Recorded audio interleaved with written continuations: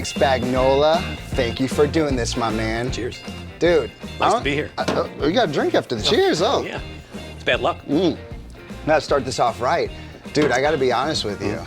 When the art club asked me to start interviewing people, you know, I love interviewing people that I'm interested in, but man, they could not have picked someone who I was more curious about than Mike from Underground. Weirder? Bro, I mean, we're talking punk rock and horror movies. Yeah. And you're speaking my language. You're in the right place. Dude, I got questions. And the first one is like, how? How did this happen, man? So many people who love punk rock. Right. Some of them go on to be musicians, but other than that, who makes their living off the greatness that is punk? It's not easy. You know, Smithville's, it's a weird place to do it, but it actually worked out just fine. I mean, there was a lot of other places we thought about, but Smithville has the traffic. The rent's not ridiculous. I've been here for 13 years. It's home, man. This is where I want to be. Even though this store is not like the other stores. Thank Christ. Like, do you find that you're getting love from the neighbors? Some, and some we get nothing but venom, but they don't matter. No. They don't matter. I mean, you know, we've been here 13 years. We've worn down the haters. You know, I don't hear as much grief as I used to, but we still hear it. But when we first got here, it was a battle. Really? Yeah, it was a battle. Between you and who? The other shop owners that were here, the town itself.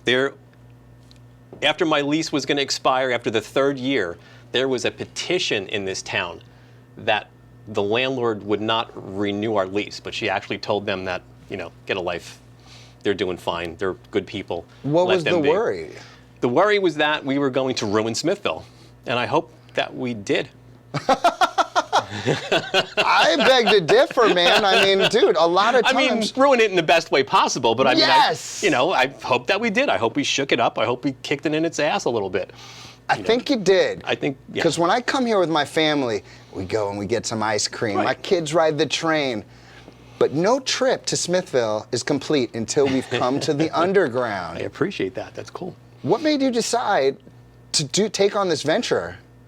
I mean, you know, I did other stuff. I sold antiques. I believe it or not, I was an antique dealer. I don't look like one, but I was an antique dealer.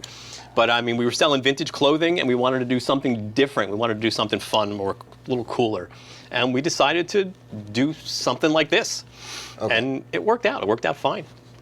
So it's very punk rock and horror movie themed. Yeah. Were you a lover of these arts? Always, since a kid. I mean, like a child. What started you off in the punk rock scene? Let's say probably when I was maybe 17, I went to Crazy Eddie's record store in Union in North Jersey, where I'm from, and I was flipping through the cutout bin, and this is after the first wave, because it's like 1979, and I found Richard Hell and a Ramones record in the cutout bin. And I bought them both for $1.99. Just based off the front cover? Just, yeah, they look. I knew the Ramones. I didn't know Richard Hell. But I saw them in the cutout bin, and I bought them, and they literally, those records changed my life, as you can see. Oh, you win it, man. If it wasn't for those records, I'd be selling insurance. I wouldn't be doing this. So those records changed my life. So Lil Mike puts on this record. Do you remember that moment? Like, oh, hell yeah, yeah. What was that like for you? I mean, you know, it's when I heard Blank Generation, when I heard Richard Hell singing Blank Generation, and the out-of-tune guitars and the yelping vocals, I was like, it's an epiphany. It's a religious experience. This is me. Yeah. Were you listening to any other genres before that? I was listening to like Springsteen and shit. I was like, you know, don't need that anymore. Just chuck it, all of it. Just throw it away. And you don't were all punk after that. Yeah, after that it was done. I didn't need anything else.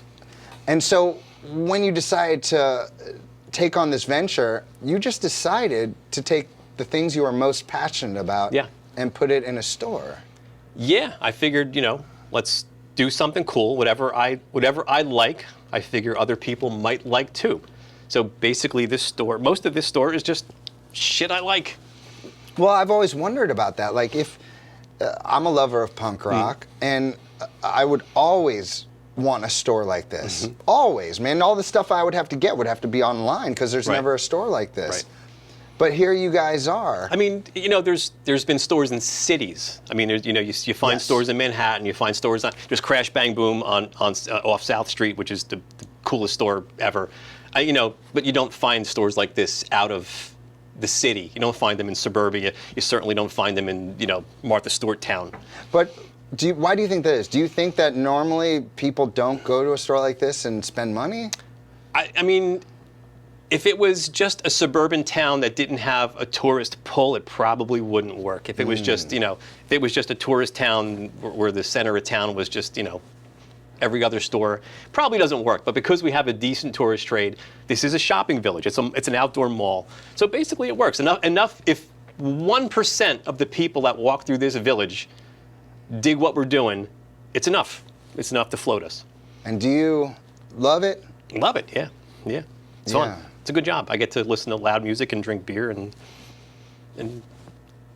have a good time. It's fun. Is that basically what you do all day here? I mean, that's the fun part. I mean, it's, there's accounting and hanging T-shirts and, that fun stuff that's not fun. But I mean, yeah, it's fun. It's a good time. Yeah. So I don't tell anybody about the accounting because that's not really a great story. That's not very punk rock. It's not a great story. Nothing punk about accounting. When I'm on my, when I'm on my laptop paying my sales tax, it's not a great story. But drinking beer and loud music is a good story. Yeah. But they go together though. And the horror part of it. I'm a horror geek. I am as well, dude. Yeah. What started you off with the horror? I'm a child. I mean, watching in North Jersey, watching Chiller Theater on Channel 9. Chiller Theater? Yeah, it was a late night horror movie show. Yeah. And it showed all just crappy horror movies from the 50s and 60s. House on Haunted Hill. Oh, that was it. I mean, I saw House on Haunted Hill when I was like 8, and there's no turning back after that. And still to this day, you're watching crappy horror movies. Every day. Question, man. Off the top of your head, favorite horror movies, best horror movies of all time. Picking one is hard. Night of the Living Dead, George Romero's Night of the Living Dead is probably up there. That's a big one. That's, not a horror movie, but Clockwork Orange is a big one in my life. The original Dracula, the original Frankenstein. I like old movies. Even the stupider the better. I love Plan 9 from Outer Space. I love really shitty movies. Oh man, I watched that like 3 times. Yeah, I love it. I watch it constantly. So bad it's good, right? It's awesome. Vampira's in it. It doesn't need anything else. Everything else could be white noise. Vampira's walking through it. I'm in. With the little spaceships floating on strings, and Yes. I don't even understand what's going on in that movie. Doesn't matter. Doesn't matter, You're right? transfixed. It doesn't matter. It's so much fun to watch, right? Yes. So, okay, favorite punk rock group of all time? It's probably, I mean, it's like so cliche, but probably the Misfits. I grew up with them, not with them personally, but I mean, they were, Minor Threat was a big deal for me growing up. The Ramones obviously were big. Richard Hell was big because he was like first. But, Dead Kennedys, Misfits, Minor Threat, that's what I grew up with. Minor Threat was like, I mean, you wouldn't know it because I drink like a fish now, but I was straight edge for like 30 years of my life. So, oh, really? Yeah, Minor Threat was kind of a big deal for me. Yeah. Wait, 30 years? Yeah. Wow. I started drinking like when I opened the store. This is your drink of choice, huh? Yeah, it is. Absolutely. Yeah. Ladies and gentlemen, you want to Yes. bring gifts. You know what to send. PBR, you can sponsor me. I'm cheap.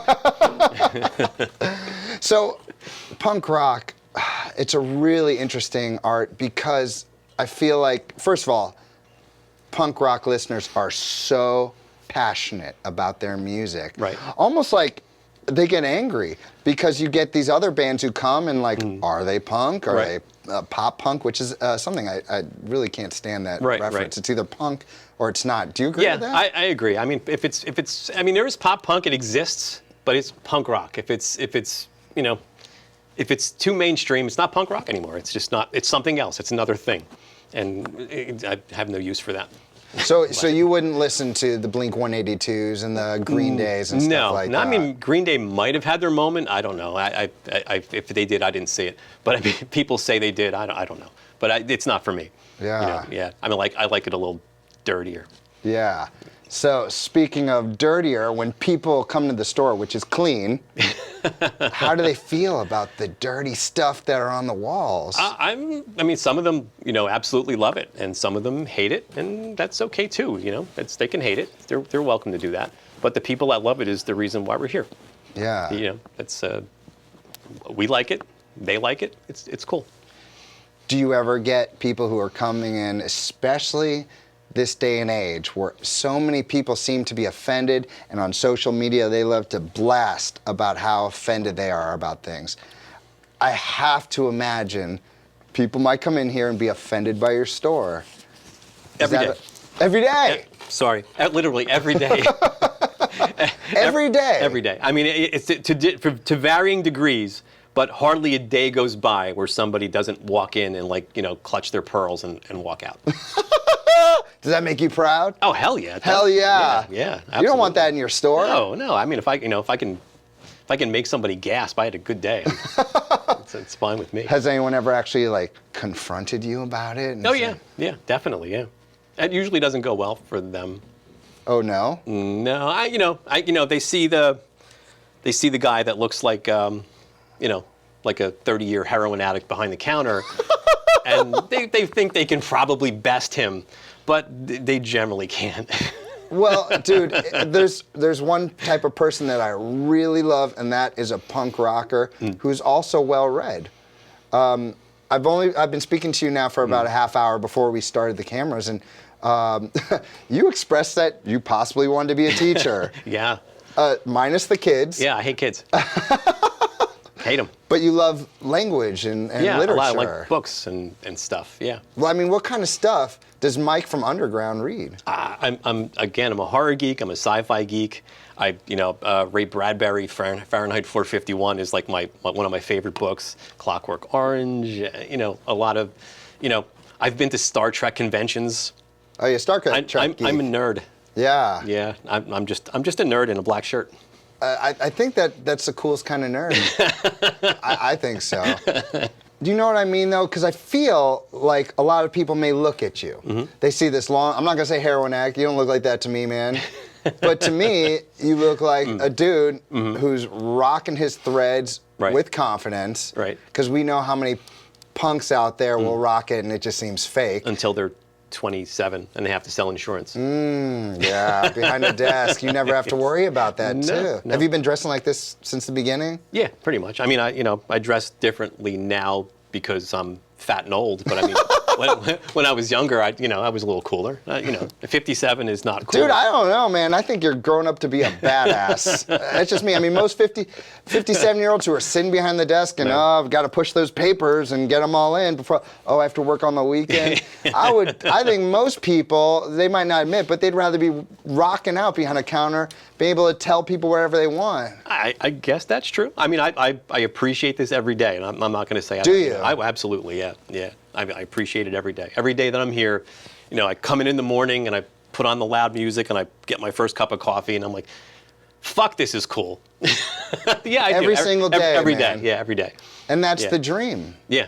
That is the dream. Yeah, I mean, I wish I could make more money doing it, but I make a living. It's, I have clothes on my back and I have a roof over my head. That's what we were saying before. Like, most people don't get to make a living off doing what they love. Right. And even more so, doing this. Right. So I think you're winning, bro. Yeah, it's okay. I mean, it could be worse. Could definitely be worse. I'm all right. And just so you know, from like my point of view, like, I'm so happy you're here, man. I mean, as a teacher, I'm always receiving, kids from the past thanking me or the parents saying how good they're doing. Right. I don't know how often you get stuff like that. It's weird. I do get people saying that, that I've, literally I've got people, which is kind of uncomfortable and weird, but I've got kids saying that this store being here saved my life. That seems a little overly dramatic, but Well, it might be true, man. Whatever. I don't know.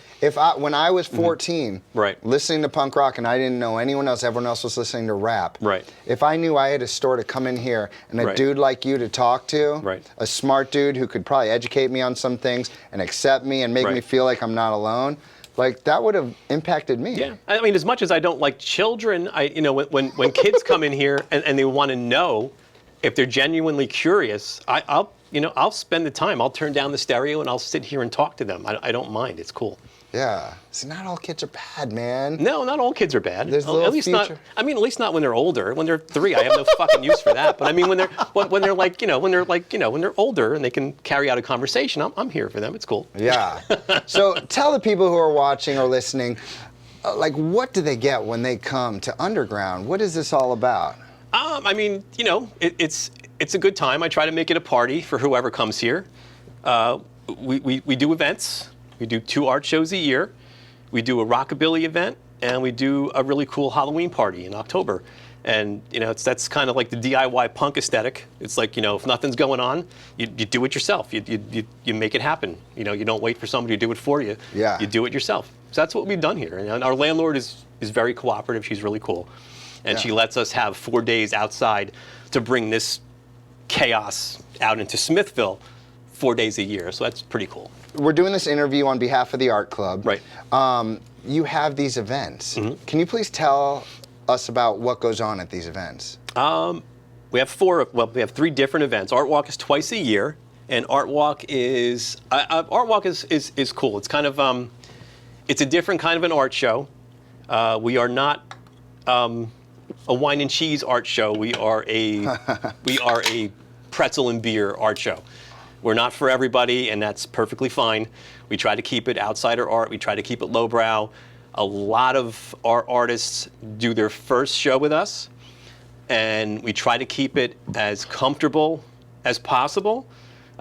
If somebody's like terribly elitist and just awful, they don't come back. We don't have them back. We like people to be comfortable here. We like the artists to have a good experience here and have like a camaraderie and a community. So we try to, do something different than a lot of the other art shows. And Rockabilly is just a music festival. It's a good time. It's a lot of fun. And Monster Bash is a Halloween party. What goes on at Monster Bash? Monster Bash, we usually have music. We have a costume contest. And we have vendors. And, I usually go out there with a bullhorn and yell things at people. Oh, that sounds like a good time. I do it because it's the only time I could do that without getting arrested.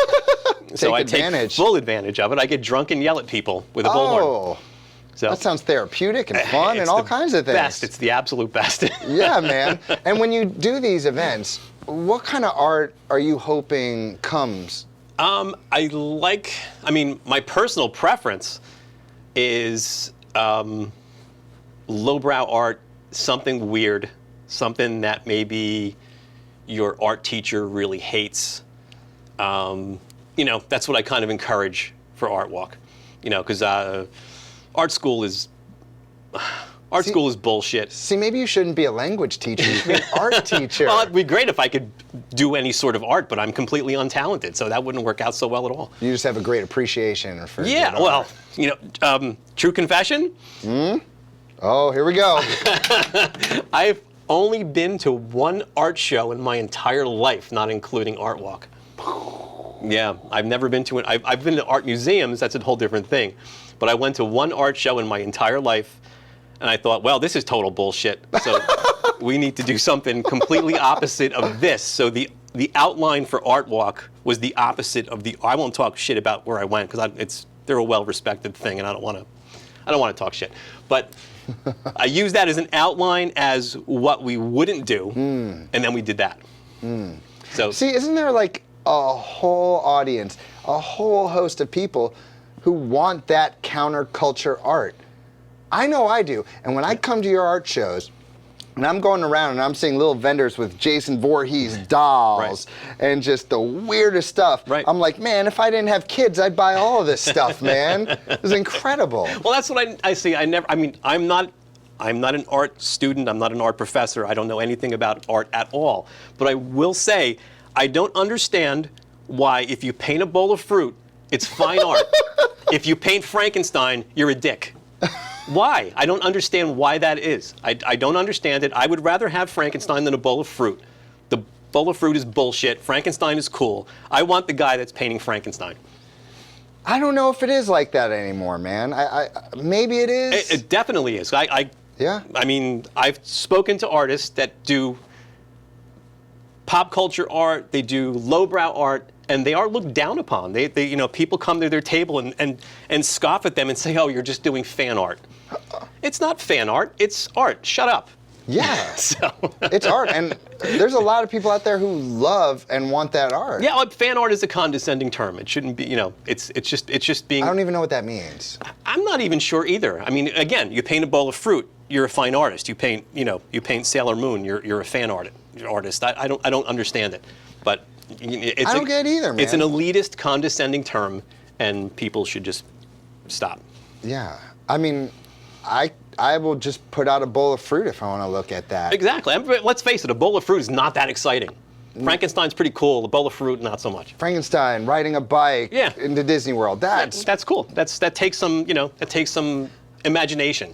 A bowl of fruit is a fucking bowl of fruit. You said cool. I think that's the key word. Is that like what you want? Yeah, it's got to be cool. Yeah, it's got to be entertaining. It's got to be provoking. It's got to be cool. That's all. Very easy. Cool, man. So, what are the future goals that you have? You seem like a very driven guy who wants to just keep bringing the arts out, keep bringing the arts into here. Do you have future plans and aspirations? I mean, being 57, waking up in the morning's really cool. You're looking good, man. Being here another year is really good. Building everything, always taking it another step. Maybe adding more of our product. We make a lot of our own stuff, so maybe making more of our own stuff and making Art Walk bigger, making the other events bigger. That's always a goal. Speaking of which, man, you are an artist. Can we take a quick peek at what you just made yesterday? Is that okay? Is that okay? Can we show your piece? Sure. I mean, he has pieces all over here, and they are very unique. I mean, I wouldn't call this art. I am a monkey with a spray paint can. But this. What is that? Please tell us what we're looking at here. It's a doll I found at Goodwill, and I spray painted her. It's not art, but it's what I do. How is that not art? I believe the artists in the art club would beg to differ. I mean, she's pretty. Gorgeous. I mean, she's better than a bowl of fruit. Totally better than fruit. But I mean, art, I don't know. But it's more of a craft project than art. Right on. But yeah, that's what I do in my spare time because I don't really have talent, so I do shit like this. I like it. How much?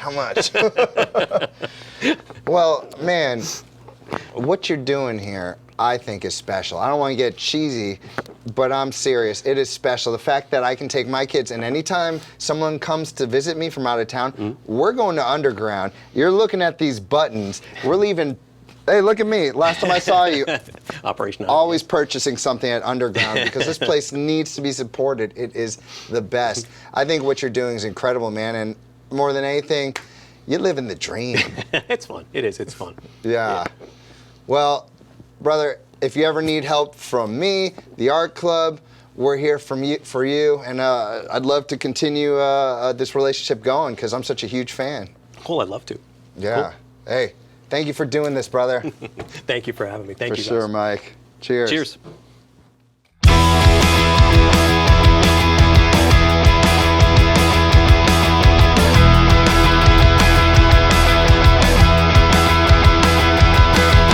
I don't give a crap. I'm taking a dirt nap.